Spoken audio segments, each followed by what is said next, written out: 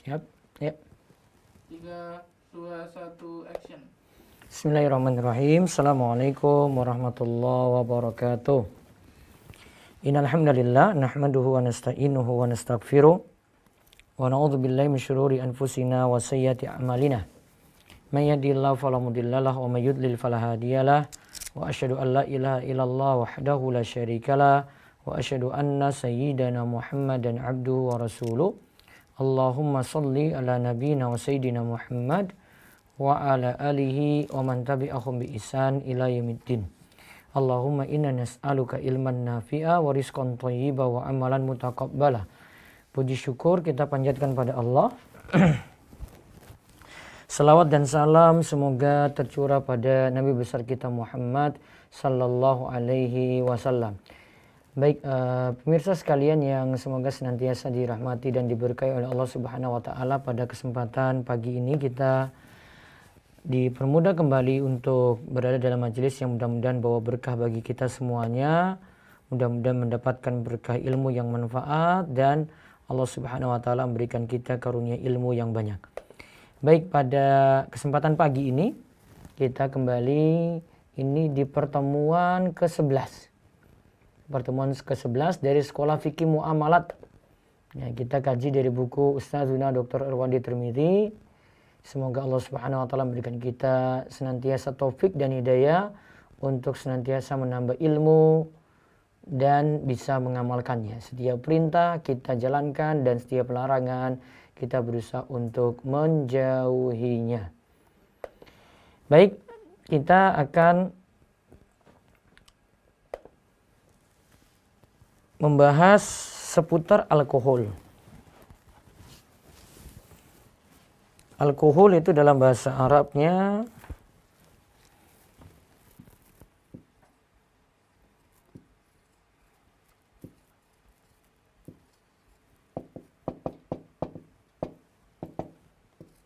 nama lainnya al-ghaul.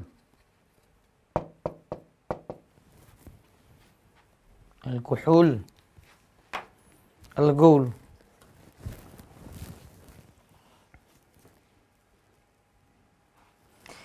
Nah, seperti kemarin kita sudah lihat apakah hukum alkohol itu sama dengan khamar. Memang perbedaannya mencolok sekali. Ada yang menganggap alkohol itu sama dengan khamar, yaitu ini pendapat mayoritas ulama kontemporer. Alkohol itu sama dengan khamar. Konsekuensinya berarti hukum-hukum seputar khamar juga berada pada alkohol. Ada pendapat kedua yang menyatakan alkohol itu bukanlah khamar. Ya, alkohol itu bukanlah khamar. Dan pendapat ini yang lebih kami cenderungi, karena alkohol itu turunannya banyak sekali. Dan variannya itu macam-macam dilihat dari gugusnya gitu. Seperti kami sebut kemarin, ada alkohol beverage, ini minuman beralkohol. Nah, ini yang kita sepakati ini nanti masuk khamar. Ada juga alkohol itu sama dengan etanol, ya. Dan yang ketiga itu ada alkohol itu yang memiliki gugus fungsional OH gitu. Dan ini sifatnya lebih banyak. Contoh misalnya saya tunjukkan ada macam-macam ya. Contoh pada parfum. Ya, parfum itu ada alkohol di situ, kandungan utamanya etanol. Ini zat untuk perfumer alkoholnya ya. Artinya alkohol untuk parfum itu ada 3 komposisi. Ya, ada etanol,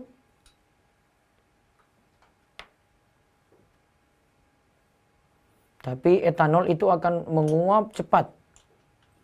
Kemudian ada isopropil myristate,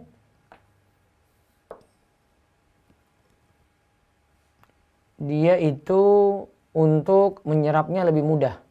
Sifat menyerapnya lebih mudah. Dan ada monopropilen glikol. Ini sebagai solvent. Ini untuk mengontrol evaporasi, yaitu penguapan dari alkohol tadi. Sehingga tidak menguap terlalu cepat. Kan tadi sifat kalau cuma etanol saja, ya, itu akan menguap parfum tadi lebih cepat gitu. Namun kalau ada bantuan monopropilen glikol, itu akan lebih tertahan menguapnya. Nah, jadi ada 3 komponen ini. Saya contohkan parfumer alkohol ya.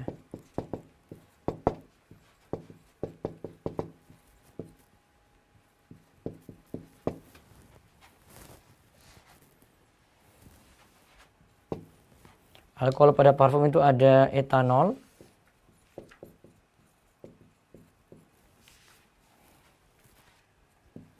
ini sebagai komponen utama, tapi sifatnya cepat menguap. Sekali semprot, wes langsung bablas hilang. Yang kedua itu ada isopropil miristat.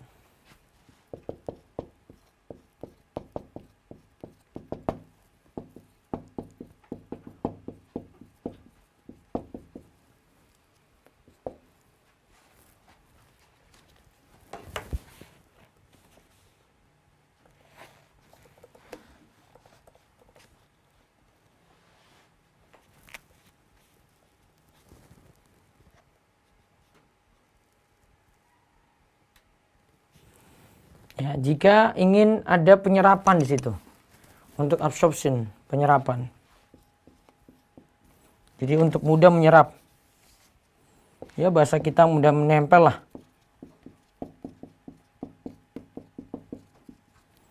Kemudian komponen yang ketiga itu ada monopropilen glikol.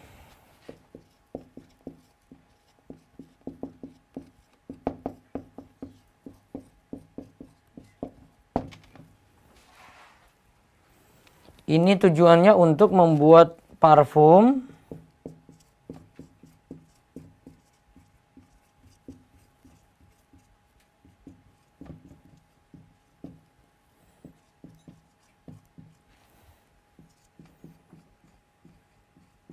tidak cepat menguap. Yaitu membuat parfum tidak cepat menguap.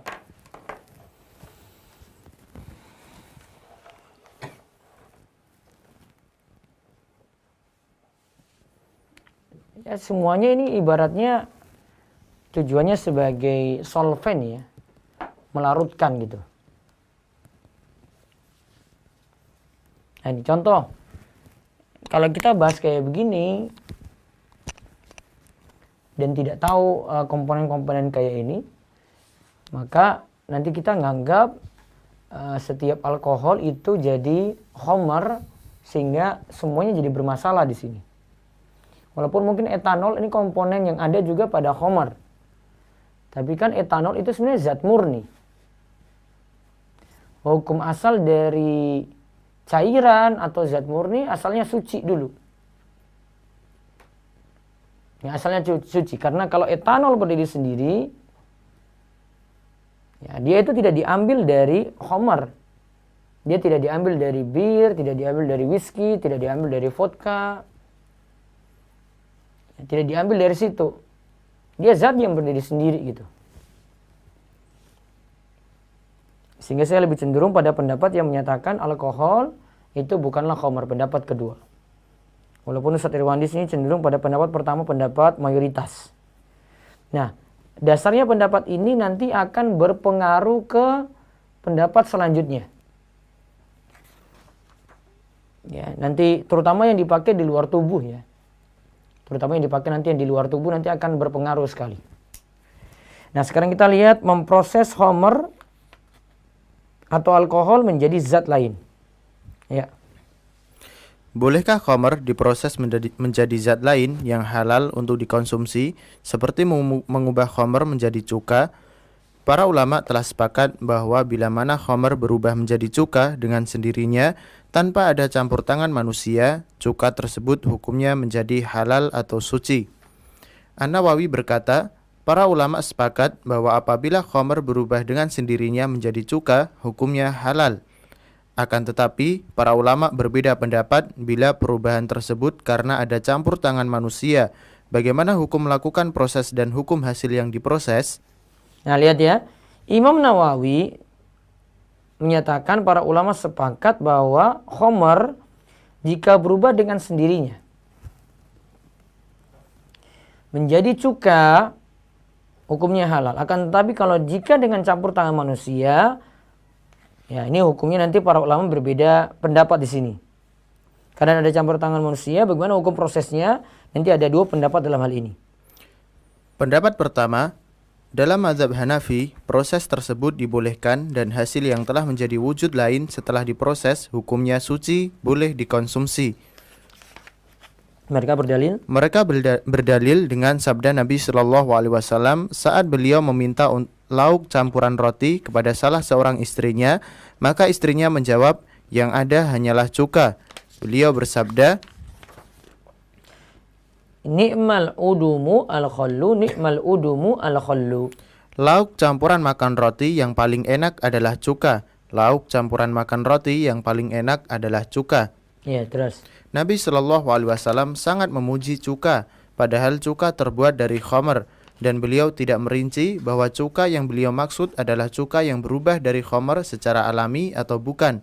Dengan demikian dapat ditarik kesimpulan bahwa boleh hukumnya memproses khamr untuk menjadi zat lain yang halal.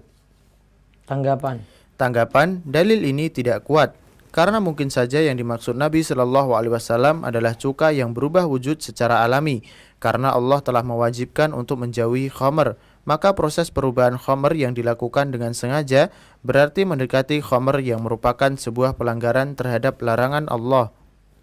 Ya, terus. Pendapat kedua, dalam mazhab Syafi'i, Hambali, dan sebuah pendapat dalam mazhab Maliki bahwa memproses khamr menjadi zat lain hukumnya haram. Berdasarkan hadis yang diriwayatkan oleh Anas bin Malik bahwa Nabi Shallallahu Alaihi Wasallam ditanya tentang bolehkah khamr diproses menjadi cuka, maka beliau menjawab tidak. Hadis riwayat Muslim. Terus. Dalam hadis lain, Abu Talhah bertanya kepada Nabi Shallallahu Alaihi Wasallam tentang khamr anak yatim yang merupakan warisan orang tuanya yang telah meninggal. Maka Nabi Shallallahu Alaihi Wasallam bersabda, tumpahkan khamr itu. Abu Talhah berkata, bolehkah saya proses menjadi cuka? Nabi Shallallahu Alaihi Wasallam bersabda, tidak.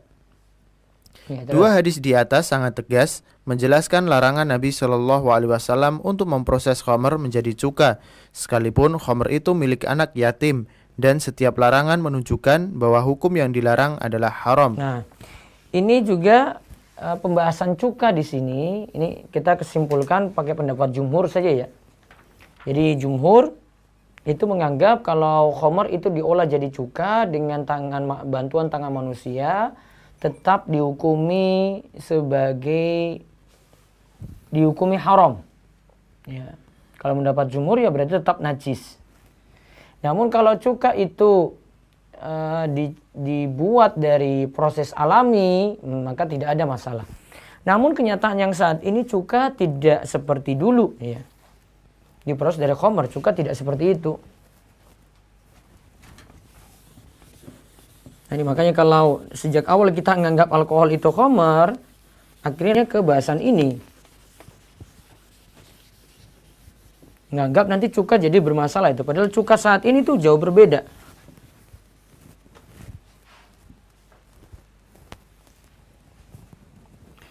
Jadi kalau tadi kan kita bahas ada alkohol berubah ya.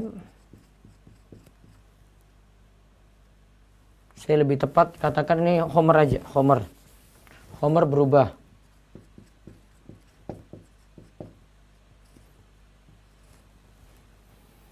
Khamr berubah ini dengan sendirinya, alami, proses alami. Kalau yang kedua campur tangan manusia.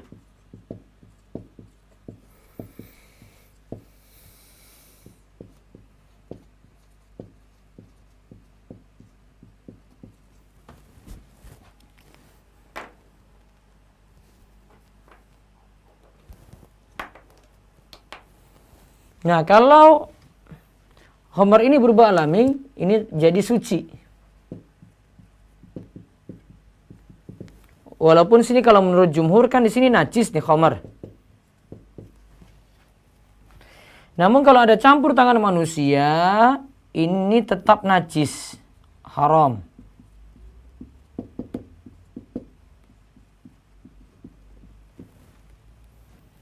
Ini ya, khamar diproses jadi cuka. Ada yang secara alami, ada yang campur tangan manusia. Namun kenyataan khamar saat ini,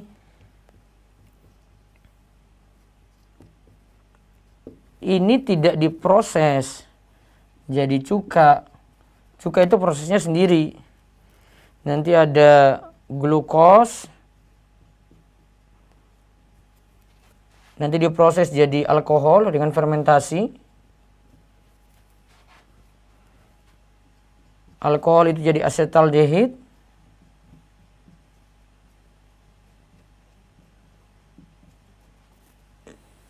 Asetaldehid jadi asam asetat, yaitu cuka yang kita maksud tadi.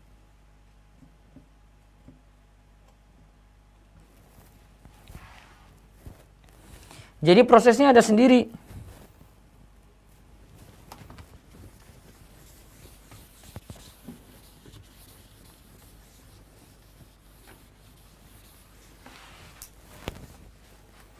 Ya, jadi dari alkohol,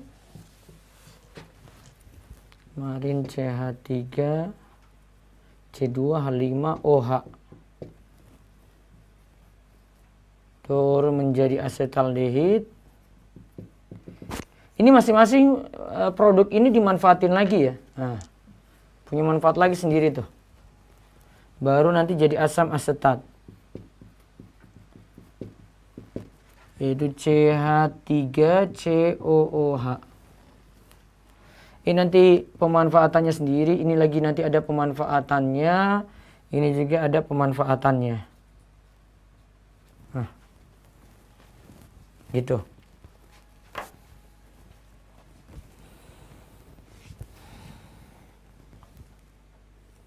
Sehingga asam asetat yang tadi kita bilang ini cuka, ini zat baru lagi, jadi tidak masalah karena prosesnya itu bukan dari khamar, ini alkohol, zat yang kalau dibilang ya ini bukan khamar di sini, ini bukan tujuan untuk khamar, memang nanti untuk fungsi macam-macam gitu. Ini tidak masalah ya untuk cuka di sini. Jadi bahasannya itu bukan kita proses dari khamar jadi cuka lagi sekarang. Prosesnya terlalu lama. Sedangkan cuka dibutuhkan dalam waktu cepat. Nah, tadi tentang cuka coba kita bahas halaman 113. Cuka yang diproses melalui cara haram. Ya. Para ulama yang mengharamkan proses pengubahan khamar menjadi cuka berbeda pendapat apakah cuka hasil proses itu menjadi suci, halal, ataukah tetap najis. Ya. Sebagian mereka berpendapat bahwa hukumnya tetap najis dan tidak halal dikonsumsi karena sebuah asar yang diriwayatkan dari Umar bin Khattab radhiyallahu anhu bahwa beliau pernah berkata, "Jangan kalian makan cuka yang terbuat dari khamar kecuali perubahan terjadi secara alami." Asar ini diriwayatkan oleh Al-Baihaqi. Ya, sebagian lagi berpendapat bahwa memang hukum prosesnya haram, namun hasil yang diproses telah berubah wujud menjadi cuka, bukan lagi khamr, dan cuka hukumnya halal atau suci. Wallahu alam, pendapat yang tepat yang tetap menganggap najis cuka yang diproses dengan cara haram dari tinjauan Saduz Zari'ah lebih kuat dan pantas diterapkan Umar dalam kebijakannya sebagai khalifah agar tindakan haram memproses khamr menjadi cuka tidak dilakukan orang untuk meraup keuntungan duniawi. Maka sebagai pengambil keputusan dalam sebuah negara patut untuk mengikuti pendapat ini. Adapun dari tinjauan dalil, pendapat yang menghalalkan cuka yang diproses dari khamr lebih kuat karena memang khamr telah berubah menjadi cuka dan cuka hukumnya halal, yang diharamkan hanyalah prosesnya dan bukan cukanya. Ya, sekarang kita lihat jadi kesimpulannya cuka saat ini tidak masalah ya.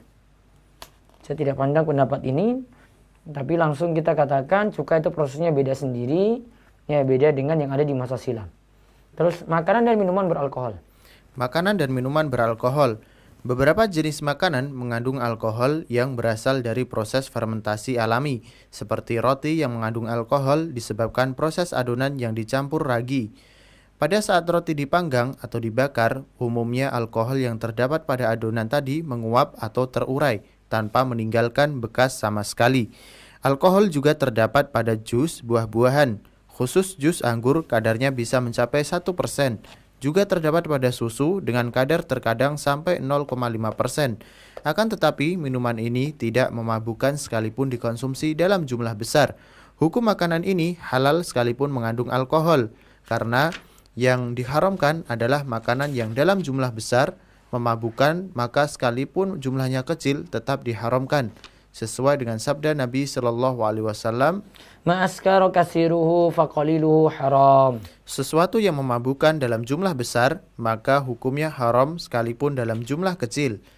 Kenyataannya, makanan ini tidak memabukkan bila dikonsumsi dalam jumlah besar.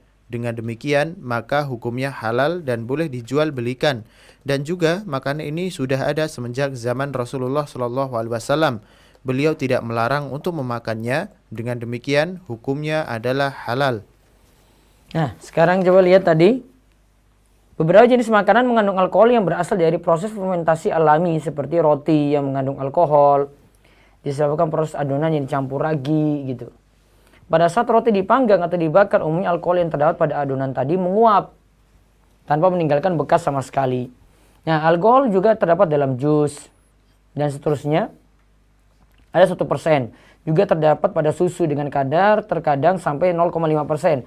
Akan tapi minuman ini tidak memabukkan sekalipun dikonsumsi dalam jumlah besar. Jadi patokannya itu kalau jumlah besar memabukkan, maka ketika diminum sedikit tetap haram. Namun kalau jumlah besar tidak mabuk, maka tidak ada masalah untuk itu. Nah, terus makanan dan minuman yang ditambahkan alkohol.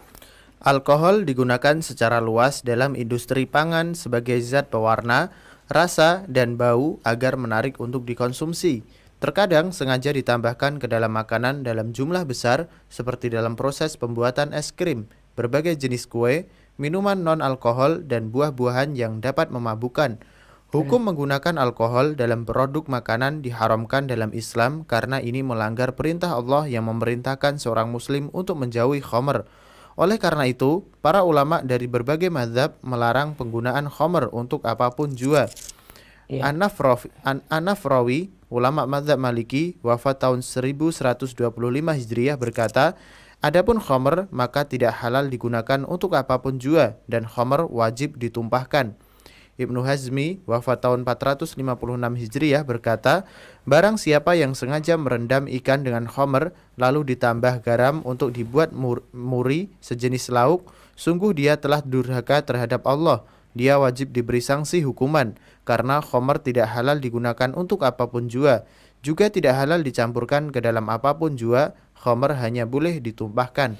Lihat aja di sini ya. Ada dalam industri makanan sekarang. Hukum menggunakan alkohol dalam produk makanan diharamkan dalam Islam. Ini melanggar perintah Allah dan memerintahkan seorang muslim untuk menjauhi khamar. Oleh karena itu para ulama dari berbagai mazhab melarang penggunaan khamar untuk apapun juga. Jadi kalau ada khamar dalam masakan, nah itu tidak boleh. Nah, terus akan tetapi bila makanan atau minuman tersebut telah dicampur alkohol oleh sebuah pabrik makanan atau minuman seperti minuman berkola yang menggunakan alkohol untuk melarutkan zat kola, apakah halal menjual produk yang mengandung alkohol tersebut dan apakah halal untuk dikonsumsi? Nah, sekarang kita lihat ada dua keadaan. Hal ini terbagi dua keadaan. Pertama, alkohol yang dicampurkan ke dalam makanan atau minuman tidak terurai, masih terdapat bau, rasa, atau efek memabukkan. Para ulama sepakat bahwa makanan atau minuman ini tidak boleh dikonsumsi, tidak boleh diperjualbelikan, dan wajib dilenyapkan, karena makanan atau minuman ini bercampur alkohol atau khamr yang haram dikonsumsi. Kedua, alkohol yang dicampurkan ke dalam makanan atau minuman telah terurai. tidak terdapat lagi bau, rasa, warna, dan tidak menyebabkan mabuk manakala makanan atau minuman tersebut dikonsumsi. Kalau yang pertama itu alkohol yang dicampurkan, ini yang tidak terurai ya. Masih terdapat bau, rasa, atau efek memabukkan. Terus kalau alkohol kedua ini dicampurkan ke dalam makanan atau minuman, telah terurai. Tidak terdapat lagi bau, rasa, warna, dan tidak memabukkan. Terus, para ulama? Para ulama berbeda pendapat tentang kehalalan makanan atau minuman jenis ini. Pendapat pertama, menurut mazhab Hanafi, Maliki, dan Syafi'i, makanan atau minuman ini tidak halal karena telah bercampur alkohol atau khamr, dan alkohol atau khamr adalah najis. Maka berarti makanan atau minuman ini telah bercampur najis, hukumnya berubah menjadi najis yang tidak boleh dikonsumsi dan haram diperjualbelikan. Ibnu Abidin berkata, bila setetes khamr jatuh ke dalam air yang tidak mengalir, maka air itu menjadi najis, sekalipun khamrnya telah larut menjadi air. Begitu juga bila setetes khamr jatuh ke dalam panci makanan, makanan tersebut menjadi najis, sekalipun telah larut dalam makanan. Zarkashi, ulama madhab Syafi'i, wafat tahun 794 Hijriah berkata, bila seseorang mencampurkan setetes khamr ke dalam air hingga hilang sifat memabukkannya, lalu ia minum, maka ia tidak dihukumi cambuk karena khamrnya telah larut. Akan tetapi haram hukum meminumnya karena air tersebut telah bercampur najis dan najis haram dikonsumsi. Terus.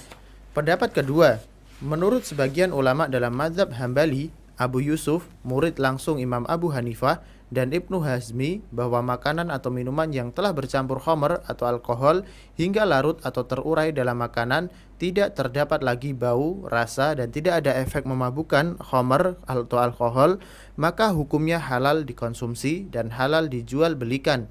Mereka beralasan bahwa khamr diharamkan karena memabukkan, sedangkan makanan atau minuman yang dicampur khamr atau alkohol kemudian larut atau terurai tidak lagi memabukkan.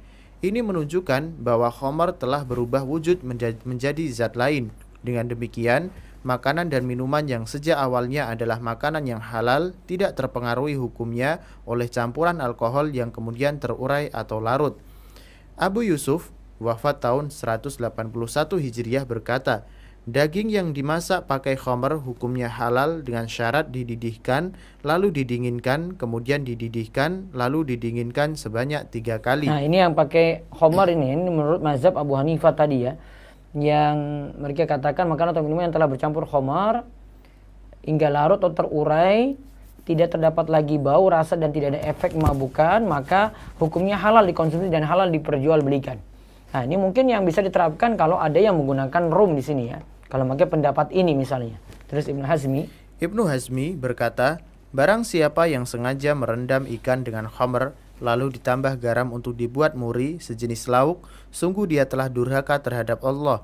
Dia wajib diberi sanksi hukuman, namun apabila hilang bau, rasa, atau warna khamr karena telah larut dan tidak memabukkan, maka hukumnya halal untuk dimakan dan dijual. Ibnu Qudamah berkata, apabila adonan roti dicampur khamr lalu dibakar kemudian dimakan, pelakunya tidak didera karena saat dibakar khamr telah hilang menguap. Ibnu Taimiyah berkata, apabila khamr terurai di dalam air, maka orang yang meminum air tersebut tidak lagi dinamakan meminum khamr. Pendapat ini banyak didukung oleh ulama kontemporer, mengingat zat khamr telah hilang, larut, atau terurai, dan yang ditinggal hanyalah makanan atau minuman yang halal. Sebagaimana khamr murni bila berubah wujud menjadi cuka, hukumnya berubah menjadi halal. Apatah lagi khamr pada makanan atau minuman ini hanya dicampurkan dan bukan bahan dasar. Wallahu alam.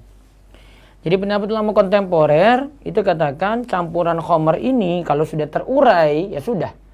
Namun kalau kita lihat yang ada pada rum pada kue, pembuatan kue, rumnya itu masih ada karena bisa tanyakan saja pada ibu-ibu yang memasak, mereka akan katakan kalau dengan adanya rum atau tidak di situ tetap rasanya berbeda. Berarti ya memang masih ada bekas di situ, sehingga baiknya tetap dihindari untuk menggunakan rum pada pembuatan kue. Nah, sekarang menggunakan obat-obatan beralkohol. Ya, baca. Penggunaan khamr atau alkohol murni sebagai obat. Dari penjelasan sebelumnya diketahui bahwa khamr haram digunakan. Namun, bagaimana hukum menggunakannya untuk mengobati penyakit tertentu? Bila ada suatu obat selain khamar untuk sebuah penyakit, semua para ulama sepakat haram hukumnya menggunakan khamar sebagai obat. Bila tidak ditemukan obat lain yang cocok untuk penyakit tersebut kecuali khamar, maka para ulama berbeda pendapat tentang hal ini. Nah, saya ingatkan dulu tadi cuka saat ini tidak masalah, terus makanan dan minuman beralkohol. Kesimpulannya ada dua tadi ya. Lihat ada sudah terurai belum? Kalau belum terurai dari khamar maka tetap haram. Tapi kalau sudah terurai menurut ulama kontemporer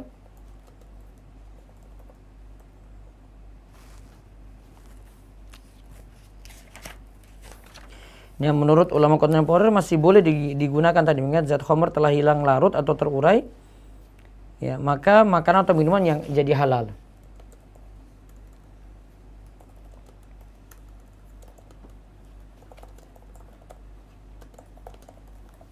Ya. Nah, sekarang alkohol dalam obat-obatan. Ya, baca. Pendapat pertama, Ibnu Hazmi dan sebagian ulama mazhab Syafi'i membolehkan pengobatan dengan khamar karena penderita tidak menemukan obat yang cocok selain khamar, yang berarti penderita penyakit dapat dianggap dalam keadaan darurat.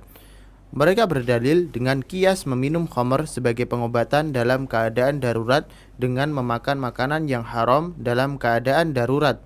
Maka bila dibolehkan memakan babi dan bangkai dalam keadaan kelaparan, begitu juga dibolehkan meminum khamar dalam keadaan sakit yang hanya dapat disembuhkan dengan khamar. Ya, terus.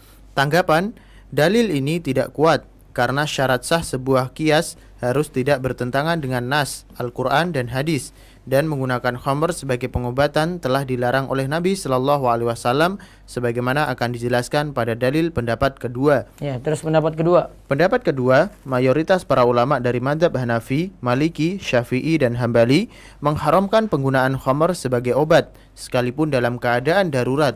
Dan pendapat ini merupakan keputusan Al-Majma' Al-Fiqih Al-Islami, Divisi Fikih Rabithah Alam Islami dalam daurah ke-16 tahun 2002 yang berbunyi tidak boleh menggunakan khamr murni untuk pengobatan dalam kondisi apapun. Dalil pendapat ini, sabda Nabi SAW saat ditanya oleh seorang sahabat yang bernama Tariq bin Suwaid tentang hukum membuat khamr, maka Nabi SAW melarangnya. Tariq menjelaskan bahwa ia membuat khamr untuk pengobatan. Lalu Nabi SAW itu bersabda, Innahu laysa bidawain walakinnahu da'un. sesungguhnya khamr bukanlah obat, tetapi khamr adalah penyakit. Hadis riwayat Muslim. Juga diriwayatkan bahwa saat seorang anak Ummu Salamah menderita sakit, Ummu Salamah membuat ramuan arak di belanga. Maka Nabi masuk ke rumah dan menanyakan isi belanga. Ummu Salamah memberitahu Rasulullah, lalu Rasulullah bersabda, Innallaha lam yaj'al shifa'akum fi ma harrama 'alaikum. sesungguhnya Allah tidak menjadikan kesembuhan dari penyakit pada benda yang telah diharamkannya. Dua hadis di atas sangat jelas dan tegas menyatakan haram hukumnya menggunakan khamr untuk pengobatan sekalipun dalam keadaan darurat. Dengan demikian, haram juga hukumnya menjual khamr sekalipun untuk obat. Ya. Jadi khamr bukanlah obat namun penyakit, sehingga khamr, ya saya lebih tepat katakan khamr ya, bukan bahasanya alkohol ya. Sehingga khamr tidak boleh digunakan sebagai obat.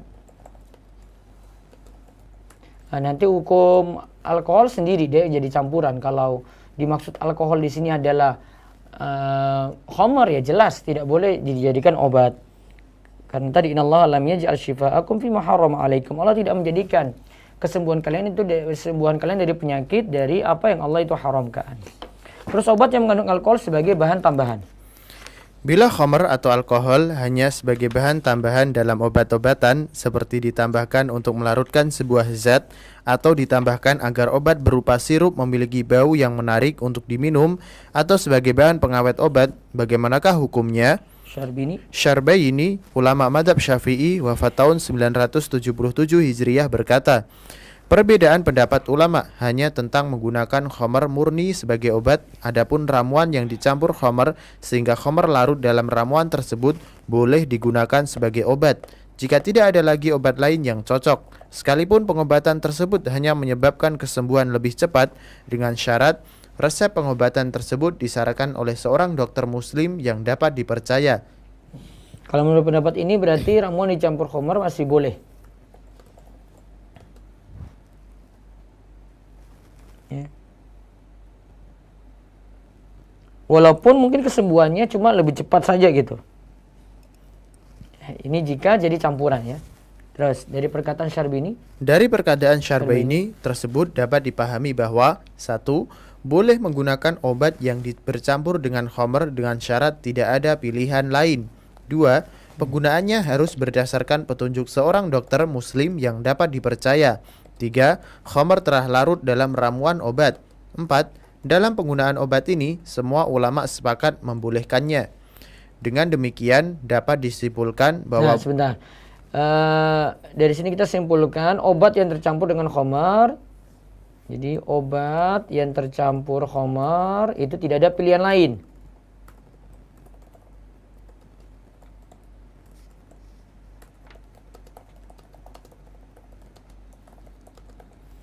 Terus yang kedua, penggunaannya harus berdasarkan petunjuk dokter. Berarti dengan petunjuk dokter.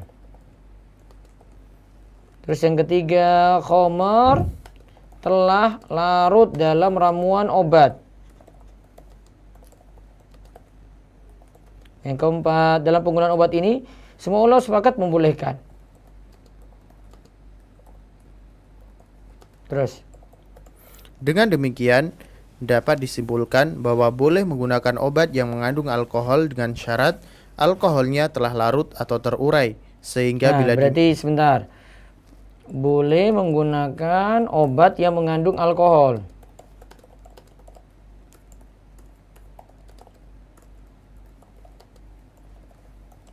Dengan syarat alkoholnya telah terurai. Ya, terus. Sehingga bila diminum tidak lagi memabukkan, karena jika memabukkan hukumnya sama dengan khamr. Hal ini yang difatwakan oleh beberapa lembaga fikih internasional, diantaranya Al-Majma' Al-Fiqih Al-Islami, Divisi Fikih Rabithah Alam Islami, dalam daurah ke-16 tahun 2002 yang berbunyi, boleh menggunakan obat yang mengandung alkohol dengan kadar sedikit dan telah terurai. Kadarnya sedikit ya, terus yang telah terurai. Di mana pembuatan obat tersebut merupakan standar pabrik dan tidak ada obat lain sebagai penggantinya. Dengan syarat resepnya harus dibuatkan oleh seorang dokter yang jujur. Juga boleh menggunakan alkohol sebagai bahan pembersih luka luar, juga sebagai pembunuh kuman. Antiseptik berarti untuk pembersih luka luar, terus. Juga sebagai pembunuh kuman dan dalam campuran krim dan obat gosok. Ya. Al-Majma' Al-Fiqih Al-Islami menghimbau perusahaan pembuat obat-obatan atau importir obat-obatan di negeri muslim untuk berusaha sekuat tenaga menghindari penggunaan alkohol dalam pembuatan obat dan menggunakan alternatif lain. Al-Majma' Al-Fiqih Al-Islami juga menghimbau para dokter untuk menghindari sedapat mungkin memberikan resep obat yang mengandung alkohol kepada pasien. Dewan Fatwa Ulama Kerajaan Arab Saudi juga menfatwakan tidak boleh mencampurkan alkohol yang memabukkan ke dalam ramuan obat. Akan tetapi bila telah dikemas dan mengandung alkohol boleh digunakan jika kadar alkoholnya sedikit. Jika kadar alkohol sedikit dibolehkan, ya terus. Tidak mempengaruhi warna, rasa, dan bau obat serta tidak memabukkan jika diminum. Jika salah satu sifat alkohol masih ada, maka haram digunakan. Ini hukum mengkonsumsi obat yang mengandung kadar alkohol. Adapun hukum menjual obat yang dicampurkan alkohol belum tentu dibolehkan, tergantung proses pembuatan obat tersebut. Jika sebelum dikemas alkohol dicampur ke dalam ramuan yang volume zat air sangat banyak sehingga khamr menjadi suci, dibolehkan menjual belikannya. karena sifat najis khamr pada alkohol telah hilang. Ini berdasarkan pendapat yang menganggap khamr najis. Jika volume airnya sedikit, berarti obat tersebut adalah obat yang mutanajis, tercemar najis, hukumnya tidak halal dijual menurut pendapat yang menganggap najis alkohol. Adapun menurut pendapat yang menganggap alkohol tidak najis, maka halal diperjualbelikan. Kalau kita milih alkohol tidak najis, maka halal diperjualbelikan jika itu ada dalam campuran obat. Namun kesimpulan tadi, kalau keadaan darurat dibolehkan selama tidak ada yang lain sebagai pengganti. Sekarang pembahasan terakhir, parfum yang mengandung alkohol. Alkohol juga banyak digunakan dalam proses pembuatan minyak wangi dan sabun wangi agar bau wanginya merebak dan awet.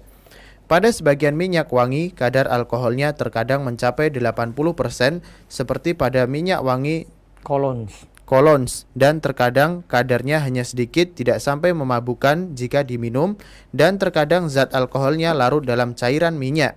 Ya. Para ulama kontemporer berbeda pendapat tentang menggunakan minyak wangi jenis ini.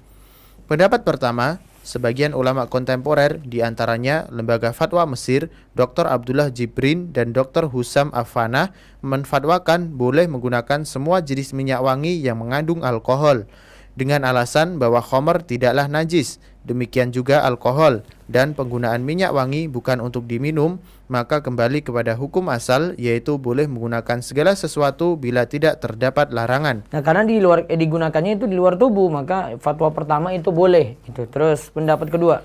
Menurut ulama lain bahwa haram hukumnya menggunakan minyak wangi yang mengandung kadar alkohol tinggi.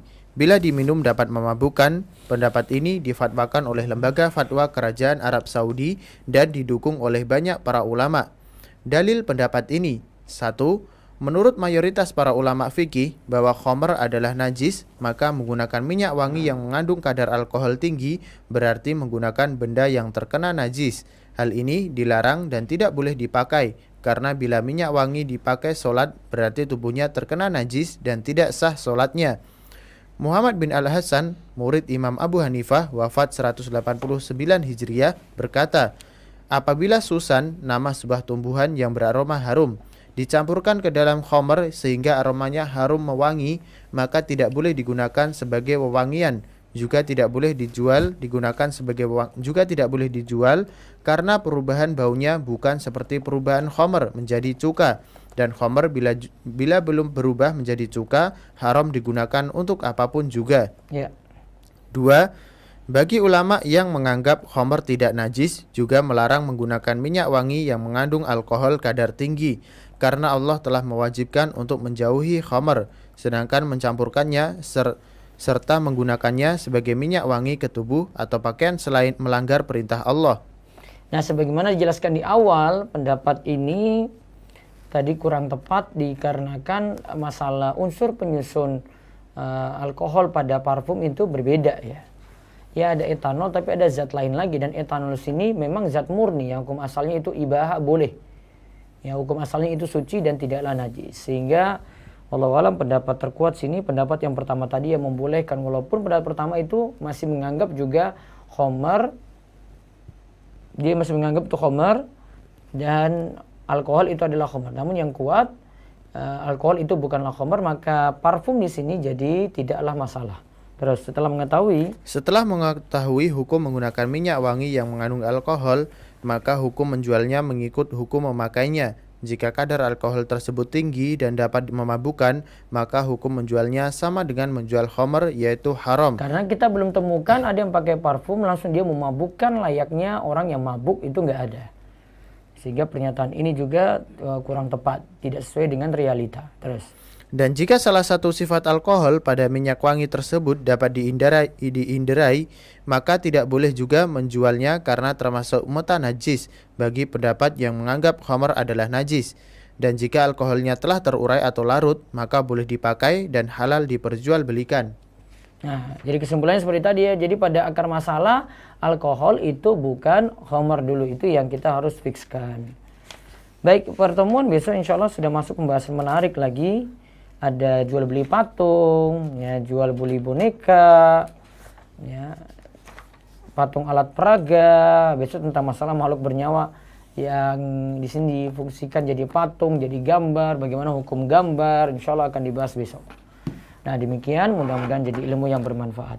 Baik, saya buka pertanyaan dulu lewat Zoom, dipersilahkan.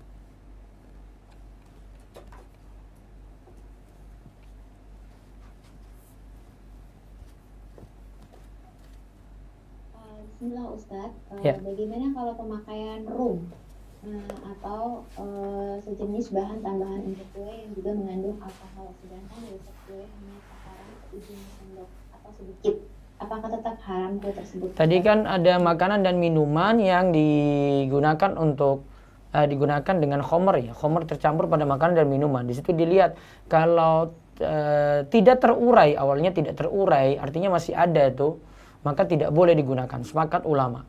Namun kalau terurai, ya kalau terurai artinya tidak ada bau rasa dan bau rasa khomer lagi, maka tidak ada masalah. Tetapi kenyataannya rum yang digunakan dalam kue, pertama rum itu khomer, itu jelas. Ya. Yang kedua rum itu yang ada itu tidak terurai karena walaupun mungkin titik didihnya 80 derajat, tetap ketika sudah dipanggang, ya, rasa rum itu masih ada karena yang buat kue itu rasakan sendiri ketika dia pakai rum dengan tidak itu jelas rasanya berbeda. Nah rasanya ini mereka cari walaupun sebenarnya itu harusnya menguap tapi buktinya masih dirasakan adanya rum di situ. Baik, selanjutnya. Baik, masih via chat Ustadz. Ya. Assalamualaikum Ustadz. Waalaikumsalam warahmatullahi wabarakatuh. Izin bertanya Ustadz, bagaimana hukumnya makanan yang disimpan di kulkas bersama di mana Makanan yang disimpan di kulkas bersama? Atau di mana penghuni kos tidak semuanya muslim, tidak pernah tahu apakah ada makanan yang dilarang yang disimpan di kulkas. Kalau tidak tahu ya berarti asalnya halal suci gitu. Kalau tahu situ misalnya dimasukin babi dan yang lainnya, ya baiknya nggak ikut-ikut masukin makanan di situ juga. Seperti itu. Ya terus. Dan yang kedua hukum makanan fermentasi yaitu tape ketan yang apabila dimakan dalam jumlah banyak terkadang dapat menyebabkan mabuk. Mabuk itu punya dua sifat ya. Mabuk itu hilang kesadaran, dia tidak sadar lagi. Yang kedua itu merasa fly. Fly itu istilah pecandu itu dia nikmat sekali. Tapi saya rasa nggak rasanya seperti itu gitu. Dan hilang kesadaran juga tidak gitu. Ya, wallahu alam. Istilah mabuk yang dimaksud apa di sini? Ya, mungkin ada yang raise hand? Raise hand ada Ustadz dengan Ibu Nenden, silakan buka mic-nya. Ibu Nenden. Ibu Nenden. Ya, silakan. Halo, Ya, silakan. Ustadz. Iya, waalaikumsalam Bu, silakan. Ini Ustadz kan di pasaran ini sekarang beredar tentang sebuah ya minuman ya merek tertentu lah. Mereka mengklaimnya alkohol 0% gitu, zero. Itu gimana hukumnya Ustadz? Kalau memang alkohol 0% tadi itu benar-benar tidak memabukkan, jadi intinya itu mabuk atau tidak ya. Bukan masalah adanya alkohol atau tidak di situ. Masalah intinya adalah ketika minum banyak itu mabukan ataukah tidak. Kalau memang unsur ini tidak ada, maka asalnya itu minuman yang halal. Mungkin dia menyatakan free alkohol itu dikarenakan minuman ini sebelumnya itu ada kandungan alkoholnya. Nah, ada kandungan alkoholnya karena orang itu sudah khawatir wah itu minuman bermasalah. Nah, mereka zerokan tadi untuk alkoholnya gitu, mereka hapus. Nah, tapi nanti dicek saja ini kalau ada yang minum dia rasakan dengan itu sama seperti dia minum khamar enggak, yaitu ketika dia minum banyak ada unsur mabuk enggak seperti ciri-ciri mabuk yang saya sebutkan, hilang kesadaran. Kalau iya maka tetap tidak boleh walaupun itu zero alkohol gitu. Wallahu a'lam. Namun ya asalnya masih boleh. Hukum asal seperti itu. Iya. Satu lagi Ustadz ya. Iya. Kalau ini apa namanya kan ada bahan makanan sekarang yang perasa tuh salah satunya ada perasa rum itu gimana Ustadz? Nah tadi seperti saya jelaskan ya baiknya tidak pakai rum walaupun nanti dikatakan nanti terurai. Buktinya masih ada rasa rum itu ketika kue itu sudah jadi, berbeda dengan tidak pakai rum. Lebih aman seperti itu. Ya meskipun itu hanya namanya aja ya, perasa rum, dia mengklaimnya tidak ada mengandung alkohol gitu. Nah, nanti lihat susunannya. Kalau itu dari rum miras ya nggak boleh. Nah, nanti dilihat komponennya, ingredientsnya atau komposisinya. Ya, nah Ustaz. Syukran Ustaz, jazakallahu khair. Bayakum. Baik, satu lagi sebelum saya ke telepon atau WA, monggo. Baik Ustaz, masih via raise hand dengan Ibu Yuni Wirnarsi, silakan buka mic-nya. Assalamualaikum. Waalaikumsalam warahmatullahi wabarakatuh. Silakan Bu Yuni. Ustaz, saya pernah mendengar kalau orang yang telah minum alkohol atau khamr itu sholatnya tidak diterima selama 40 hari. Apakah benar Ustaz itu?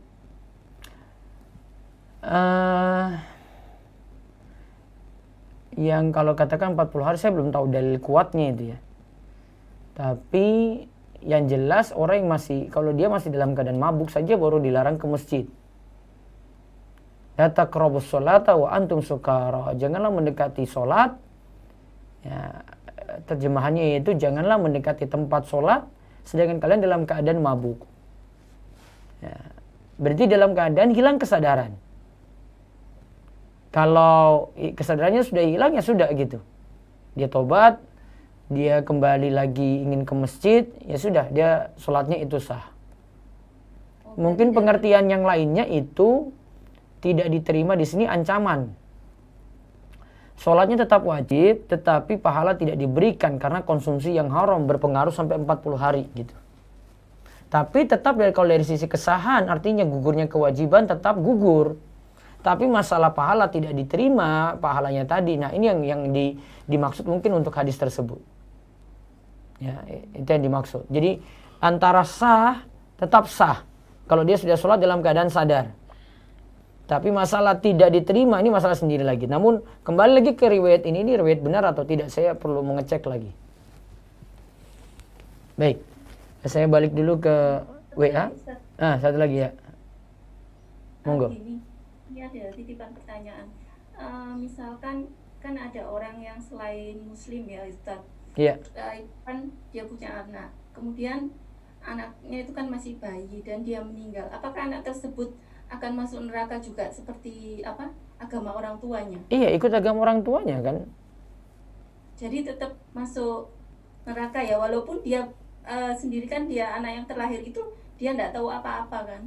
Kan nanti tunggu dia besar, nanti dia kena dakwah juga. Masalah dia anak-anak nanti berbeda. Tapi kalau dia itu besar, pasti kena dakwah juga. Dia mau menerima atau tidak. Enggak, jika sudah maksudnya dalam keadaan bayi telah meninggal itu bagaimana? Dia nanti hukumannya nanti di akhirat dia akan diuji dengan hukuman tersendiri. Ada ujiannya lagi. Oh, berarti ada ketentuannya lagi. Iya, itu sama seperti orang yang tinggal di pelosok, di pedalaman, tidak pernah mengenal Islam sama sekali. Terus meninggal gitu. Nah, itu seperti apa itu? Iya, nanti ada ujian tersendiri di akhirat nanti. Allah kan tahu mana yang mau beriman, mana yang tidak mau beriman. Kan nanti diuji lagi di akhirat. Sama seperti orang gila gitu. Untuk hukum di dunia, asalnya sesuai dengan keadaan dia ya.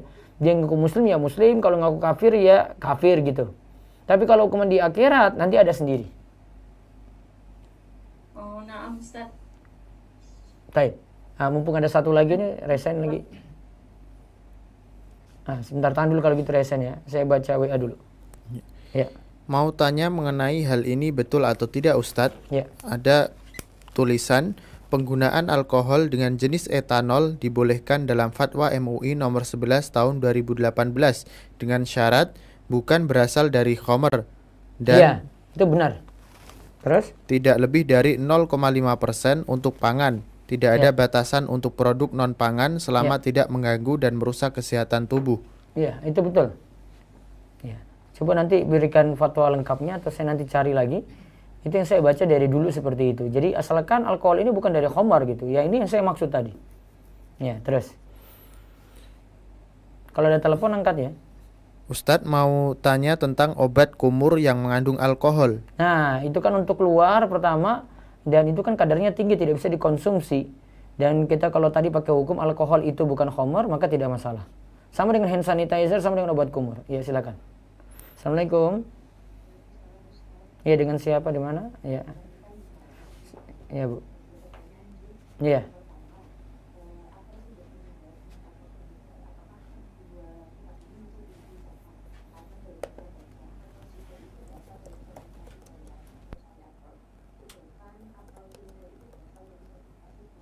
Penjelasannya. Kalau dari fermentasi buah asalnya boleh. Fermentasi buah gitu ya.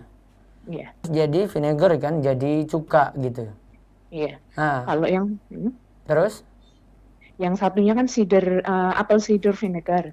Itu katanya dari fermentasi cairan. Apakah itu juga diperbolehkan, Ustadz? Nah, cairan apa dulu? Sari apel. Katanya sih sari apel. Ya, asalnya juga boleh. Cider Walaupun ya, CIDER ya. Iya kan? CIDER. Iya. Ya, cider vinegar. Cider vinegar. Itu kandungannya apa, komposisinya? Saya kurang tahu, cuman yang tertulis hanya sari apel. Jadi kalau cider vinegar berasal dari sari apel, sedangkan apel vinegar dari fermentasi buah apel sendiri. Asalnya dua-duanya itu boleh. Dua-duanya boleh ya, Ustaz? Iya, karena bukan dari khamar itu. Oke. Iya. Oke. Yang kedua, Ustadz, bagaimana hukum konsumsi kopi luwak? Kopi luwak, taruhlah hewan luwak yang makan kopi terus kemudian dikeluarkan lewat ketika dikeluarkan sudah bersih dari kotorannya, maka dia jadi zat yang bersih juga berarti. Taruhlah terserah mau kotoran itu najis atau suci, tapi kalau keluar jadi zat yang baru lagi atau zat yang bebas dari najis, maka asalnya suci. Asalnya suci ya, Ustaz. Iya. Yang ketiga, bagaimana konsep berbakti seorang anak perempuan kepada orang tuanya jika sudah menikah, Ustaz? Sekadar kebutuhan orang tua dia berusaha untuk bantu dengan izin suami, tetapi tetap bakti penuhnya pada suaminya. Karena sudah berpindah ke perwalian, maka semua urusannya dia dengan suaminya. Ya, sampun Ustaz, matur nuwun, jazakallahu khair. Waalaikumsalam. Baik, di WA lagi silakan. Afan Ustadz, di luar tema, bagaimana hukum sholat di masjid yang di dalam pekarangannya masih satu pagar dengan makam dan makam tersebut satu pagar dengan masjid ya, terus dan letaknya berada di bagian depan, jadi kita seolah-olah sholat menghadap ke makam, namun masih ada dinding masjid. Kalau ini ada beda pendapat kalau terpisah seperti itu, dinding dengan kuburan tadi. Namun kalau baiknya tidak sholat di masjid semacam itu. Wallahu a'lam. Terus, apa hukumnya menerima pesanan kue sementara anak tahu kue itu dipakai untuk acara Natal? ingat ya, ada kue sifatnya mubah. Kemudian kita tahu niatannya digunakan untuk yang haram, maka tetap haram. Karena tahu tujuannya untuk yang haram. Ya, terus. Bagaimana hukum fermentasi madu dan lemon yang didiamkan selama 24 jam? Setelah 24 jam lemon diambil, madu disimpan di kulkas. Asalnya kalau tidak memabukkan ketika diminum banyak ya, maka untuk konsumsi sedikit tidak ada masalah. Ya, konsumsi yang ada juga tidak ada masalah karena patokannya memabukkan ataukah tidak. Terus. Bagaimana hukumnya minuman dengan kadar zero alkohol? Nah, asalnya boleh. Ya, patokannya itu memabukkan ataukah tidak yang masalah. Ya, terus. Bagaimanakah sikap anak kepada orang tua yang kurang mampu tapi bersungguh-sungguh untuk mencari pinjaman uang, berhutang kepada keluarga yang alhamdulillah tidak ada ribanya? Orang tua tersebut berhutang karena ingin membiayai kuliah anaknya hingga selesai dan tetap benar-benar berniat untuk usaha mengembalikan utang tersebut. Ya, mudah-mudahan Allah mudahkan untuk segera melunasi utang-utangnya. Ya, terus. Ustadz, izin bertanya, bidang pekerjaan saya di diklat pegawai, di mana seringkali peserta diklatnya adalah pegawai pajak. Juga beberapa kali materi yang diajarkan adalah terkait perpajakan. Saya bukan pengajar, tetapi saya bagian administratif yang menyiapkan diklat tersebut. Bagaimana hukum gaji yang saya dapatkan dari pekerjaan ini, Ustadz? Kalau tidak ngurus pajak secara langsung, tidak nagih pajak ya, tidak narik pajak, berarti yang kerja itu yang berdosa. Kalau pelatihannya di situ pelatihan umum, tidak ada kaitan dengan pajak, nggak masalah. Namun kalau yang dilatih itu latih pajak, nah itu baru jadi masalah. Yang jadi admin berarti mendukung dalam hal masalah. Baik, balik lagi ke Zoom, kesempatan terakhir, monggo. Baik Ustaz, saya bacakan terlebih dahulu ya. Iya. Bismillah Ustaz, ingin bertanya di luar tema. Bagaimana cara kita beramal makhluk nahi mungkar apabila sedang di kendaraan dan melihat banyak kemungkaran? Misal wanita muslimah yang belum menutup aurat sesuai syariat, atau pasangan anak muda mengemudi berboncengan sambil berpelukan. Apakah setiap melihat saya mengingkari dan mendoakan, atau bolehkah mengingkari semua kemungkaran yang dilihat hari itu? Jazakallah khair Ustaz. Kan Nabi SAW katakan, man ra'a minkum munkaran falyughayyirhu biyadihi. Siapa yang lihat kemungkaran maka adalah dia ubah dengan tangannya. Fa illam yastati' fa bilisani. Jika tidak mampu maka dengan lisannya. Fa illam yastati' fa bi qalbihi wa dzalika ad'aful iman. Jika tidak mampu lagi dengan hatinya. Maka cara amar ma'ruf nahi munkar ada 3 tingkatan. Dan yang paling dasar ini selama-lamanya iman itu dengan hati. Lihat orang enggak pakai jilbab, saya ingkari, saya enggak setuju dengan itu. Itu salah. Ya. Ini sudah nahi munkar nih. Karena sudah hatinya ingkari. Yang kedua, jika dia lebih lagi bisa ingatkan, bisa nasihati, bisa menyampaikan, maka dia lakukan. Kalau ini tidak bisa ngomong, tidak bisa nulis, nggak bisa ini, ya sudah dia ingkari dalam hati lah. Yang ketiga, kalau punya kekuatan berarti dia ubah dengan tangannya. Kalau dengan tangannya ini seperti dia punya kuasa dalam rumah, orang tua, bapak pada anak putrinya. Nah itu bisa diingatkan dengan tangan. Artinya dengan kekuasaannya gitu. Dia marahin, dia komentar ini nggak boleh, kamu itu salah. Nah, itu bisa.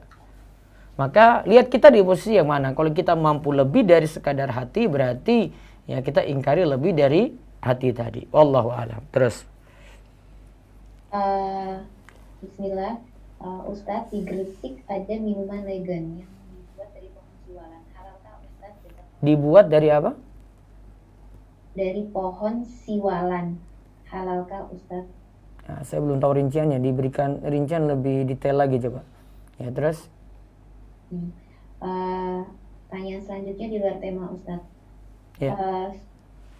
Semoga Ustaz dan keluarga serta kita semua senantiasa dalam lindungan Allah. Ya. Ustaz, ketika seorang istri meminta dulu dengan memberikan mahar dan suami mengambil uang tabungan dan pergi, kemudian suami kepada ibu mertua bahwa sudah tidak sanggup menjadi putrinya dan sudah tidak serumah. Suami saya tanya tidak berniat. Ketika saya tanya karena hanya menuruti saya saja katanya. Apakah ini sudah jatuh talak Ustaz? Kalimatnya apa ketika mau mentalak tadi? Nanti dicek. Di sini tidak dijelaskan. Kalau ada kalimat talak tegas ya maka jatuh talak. Mau dia serius, bercanda, marah tetap jatuh. Tetapi kalau bukan kalimat tegas nanti tergantung pada niatan. Ya, terus. Ada yang resmen Ustaz dengan Ibu Salsabila. Silakan buka mic-nya. Ibu Salsabila. Bismillah. Assalamualaikum Ustaz. Waalaikumsalam warahmatullahi wabarakatuh. Ya silakan. Apakah hukum cash order delivery itu ya Ustaz? Cash order dari? COD Ustaz. COD. Produknya apa dulu? Makanan Ustaz. Boleh. Makanan, baju. Enggak masalah. Oh iya. Satu lagi boleh Ustaz? Iya. Jadi anak pesan barang dari kota lain di Indonesia gitu. Iya. Nah terus ternyata barangnya itu dia mesen dulu di luar negeri. Nah itu gimana Ustaz? Boleh nggak? Barang yang dipesan di luar negeri masih proses enggak atau langsung jadi? Kurang tahu Ustaz. Kalau barangnya itu langsung jadi sudah ada, maka orang yang mau jual itu harus miliki dulu. Nyampe ke dia dulu maksudnya Ustaz? Nyampe ke dia dulu baru kemudian beli. Terus kalau misalnya itu gimana Ustaz? Kalau misalnya apa? Kalau misalnya itu barangnya belum jadi terus langsung. Kalau barangnya belum jadi masih proses produksi maka tidak masalah. Bisa bayar di muka, bisa pakai termin, bisa bayarnya belakangan. Oh iya. Oh jadi boleh ya Ustaz? Iya. Jadi tergantung barangnya itu bagaimana. Iya Ustaz. Jazakallah khair Ustaz. Waalaikum.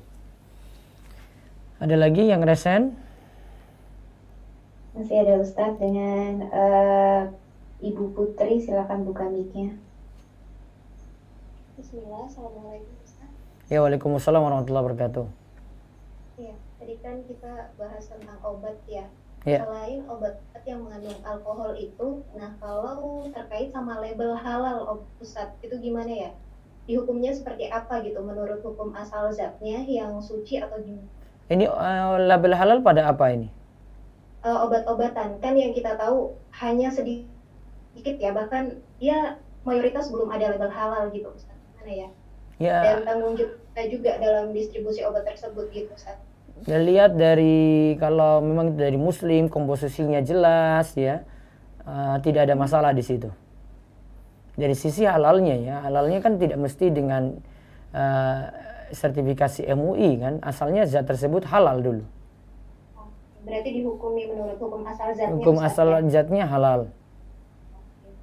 Ya, terima kasih Ustaz, jazakallah khair. Ya, waalaikum. Satu lagi terakhir mungkin Bu. Dengan Ibu Latifah, silakan buka mic-nya. Ya. Bismillahirrahmanirrahim. Assalamualaikum Ustaz. Waalaikumsalam warahmatullahi wabarakatuh. Silakan.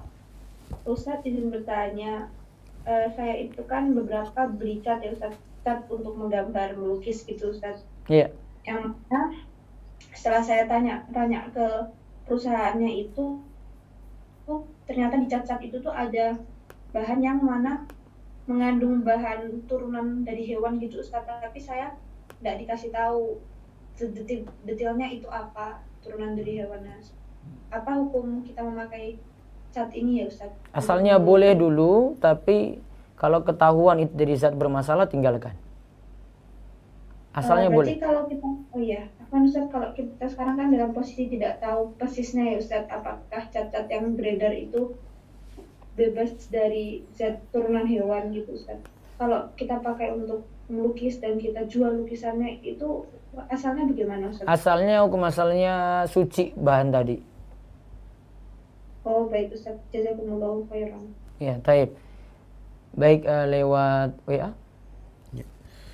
Bismillah Ustadz, bagaimana hukum stik yang melewati proses atau proses rendam dengan bumbu-bumbu lain dan dicampur dengan wine, sedangkan wine juga itu asalnya fermentasi dari buah anggur. Apa Iya, hukum? wine-nya khamar, nggak boleh. Karena sudah jelas khamarnya di situ. Terus. Bagaimana hukum fermentasi? Ini tadi sudah Ustadz. Mau tanya Ustadz, hukum jual beli via GoSend. GoSend masih boleh. Asalnya boleh, ya. Cuma ya. Baik, telepon langsung dulu. Assalamualaikum.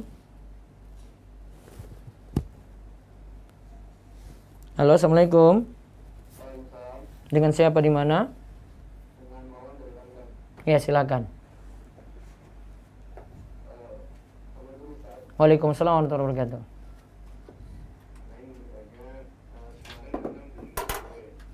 Ya.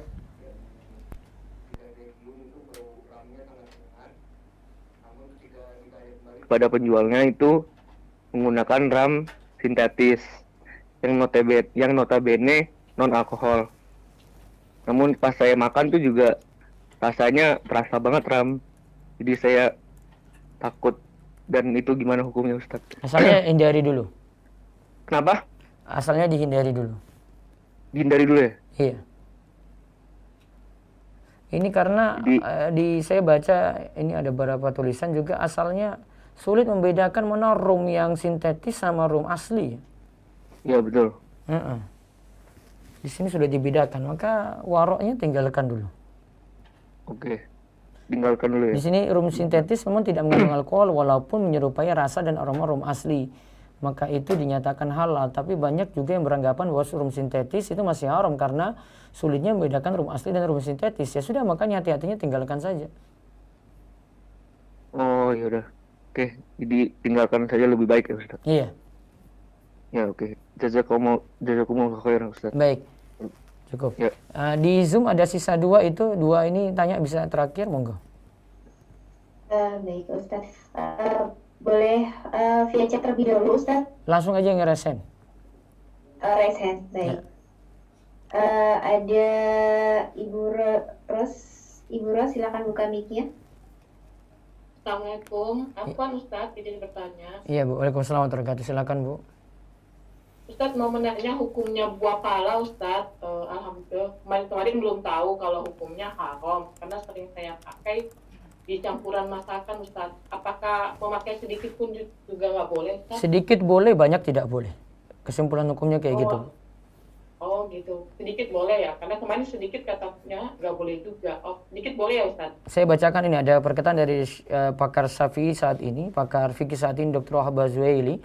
Tidak terlarang menggunakan sedikit pala sebagai bumbu penyedap baik pada makanan, kue, dan sejenisnya. Namun menjadi terlarang bila jumlahnya banyak. Nah itu kesimpulannya. Oh iya, iya. Iya. Ustadz, Waalaikumsalam. Ada satu lagi Bu, siapa? Bu Yuni ya? Iya, Bu Yuni Umu. Iya. Al-Ridho, silakan buka mic-nya. Assalamualaikum Ustaz. Waalaikumsalam warahmatullahi wabarakatuh. Silakan. Ya, beberapa tahun yang lalu Anda pernah mendengar bahwa obat-obatan kita yang terutama yang bercampur dengan zat kimia ya Ustaz, itu beliau mengatakan bahwa rata-rata itu mengandung narkoba. Itu seperti apa ya Ustaz ya hukumnya? Penilaian yang terlalu berlebihan, nggak boleh kayak begitu. Jadi itu pernyataan yang tidak bisa dipertanggungjawabkan ya Ustaz ya? Ya harus bertanggungjawabkan secara ilmiah. Dia bilang kayak gitu. Kalau ini dokter atau dia itu spesialis atau dia bisa ngerti karya ilmiah, ya dia buat kayak karya ilmiah untuk itu. Jangan cuma klaim-klaim saja.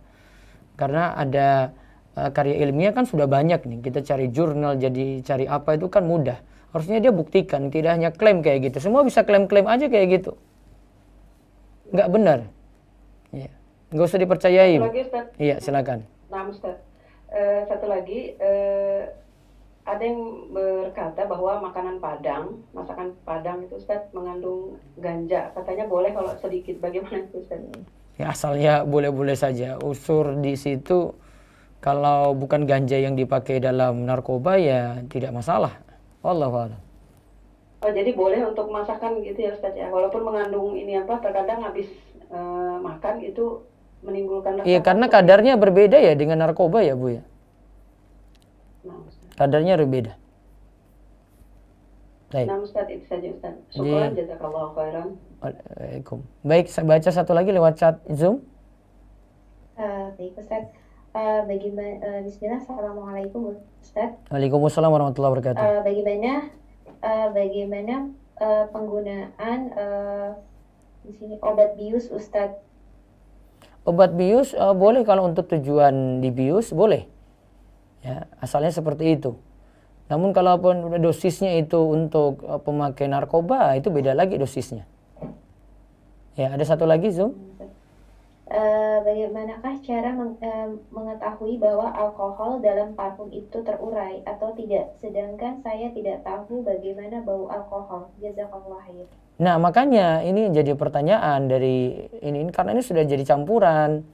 Unsur senyawanya tadi saya sudah sebutkan itu macam-macam di dalam parfum beralkohol tadi gitu. Ya, asalnya masih boleh digunakan karena efeknya sejatinya tidak memabukkan gitu. Nggak ada yang bilang orang pakai parfum ini langsung mabuk gitu, nggak ada karena zatnya berbeda ya dengan khamar. Itu baik. Ada WA terakhir? Cukup? Baik. Itu saja kita cukupkan. Insyaallah Sekolah Fikih Muamalat akan berlanjut lagi besok pagi.